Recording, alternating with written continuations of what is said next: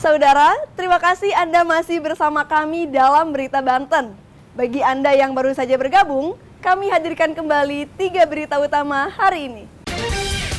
Jalan terendam banjir, warga Pandeglang menyeberang menggunakan rakit.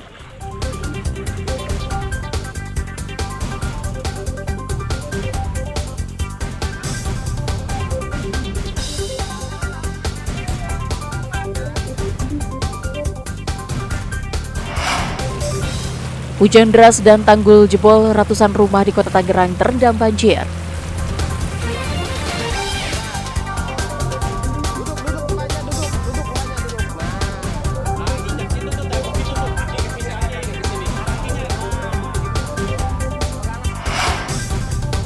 Bus tabrak truk di Tol Tangerang Merak, 15 orang terluka.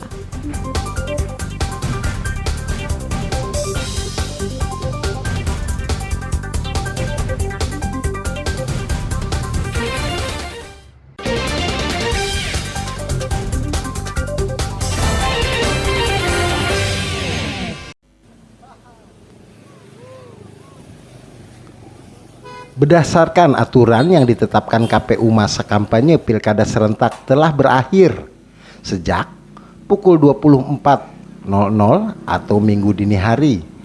KPU telah menetapkan masa tenang dan dilarang melakukan aktivitas kampanye. Memasuki masa tenang, sejumlah petugas gabungan dari KPU, Bawaslu, TNI, Polisi dan Pamong Praja, dan Dinas Perhubungan Kabupaten Pandeglang juga mulai menertibkan alat peraga kampanye. Penertiban APK salah satunya dilakukan di sepanjang Jalan Raya Serang Pandeglang, tepatnya di Desa Cadasari, Kecamatan Cadasari. Petugas mencopot semua APK yang terpasang, mulai yang terpasang di pohon, tiang listrik hingga baliho berukuran besar. Dalam penertiban tersebut, petugas juga menurunkan 1 unit kren untuk mencopot APK yang berada di ketinggian. Penertiban APK ini dilakukan serentak di 35 kecamatan di Kabupaten Pandeglang.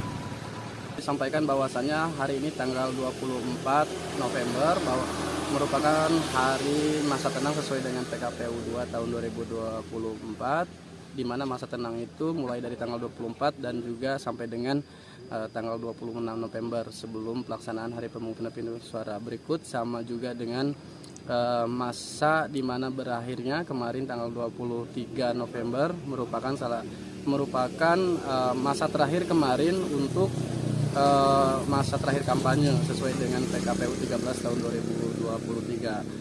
Dalam masa tenang ini kami memiliki kewajiban bersama dengan tim paslon ataupun partai politik dan juga stakeholder untuk membersihkan semua APK yang ada ataupun terpasang di seluruh wilayah Kabupaten Pandeglang. Masa tenang berlangsung mulai tanggal 24 hingga 26 November 2024. KPU dan Bawaslu juga memerintahkan jajarannya untuk membersihkan seluruh APK yang terpasang. Ariel Maranus dan Pian Kusuma melaporkan dari Kabupaten Pandeglang. Debu batu bara yang kerap mencemari Kampung Lilijar, Kecamatan Ciwandan, Kota Cilegon, diduga debu batu bara berasal dari kawasan pabrik dan industri. Permasalahan ini sudah bertahun-tahun dikeluhkan warga, namun belum juga terentaskan. Warga kerap melakukan protes namun tidak pernah membuahkan hasil. Resah dengan kondisi itu, masyarakat kemudian mendatangi DPRD Cilegon untuk mencari solusi terkait permasalahan tersebut.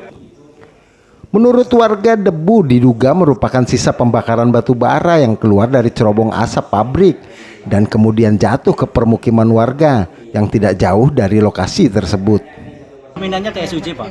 Cuma memang banyak industri yang menggunakan bahan bakar batu bara, tetapi yang lebih dekat dengan kami itu industrinya adalah PT SUJ.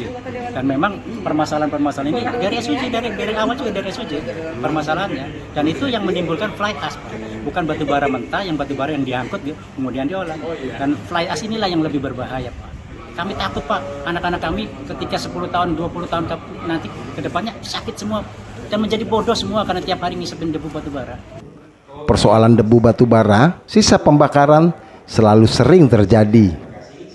Kita minta kepada industri, mudah-mudahan ini menjadi solusi yang konkret. Apa yang tadi disampaikan oleh KSI, ini masalah birokrasi saja. Mudah-mudahan nanti sambil kita dorong, KSI juga bisa melaksanakan buffer zone atau pembebasan lahan. Saya kira itu solusi yang paling konkret dan mudah-mudahan bisa dibicarakan oleh jajaran direksi di KSI terutama karena menyangkut tata ruang wilayah industri yang ada di Kecamatan Ciwandan dan Kota Cilegon.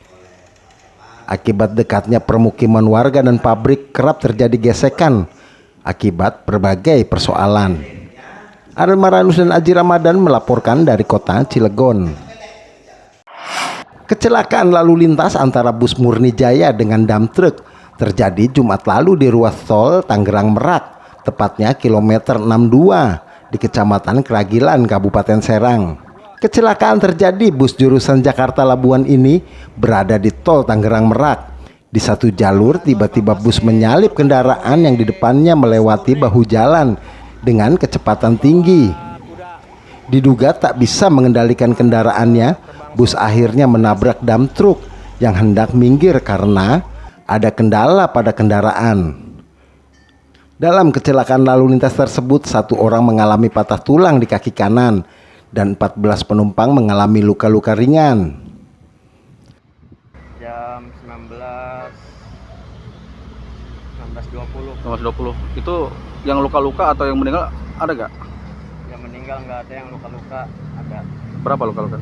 Yang luka-luka 15 orang. 15 orang. Itu diduga kenapa tuh bisa bertabrakan?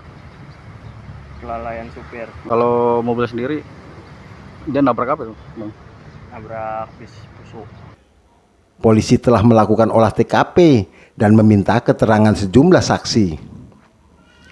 Ketika kendaraan bis Murni melaju dari arah Tangerang menuju Merak di lajur 1, tiba di TKP menyalip kendaraan yang ada di depan melalui jalur bahu jalan, kemudian setelah menyalip menabrak kendaraan dump truck yang akan hendak berhenti karena menurut informasi ada kendala di kendaraan dump truck tersebut.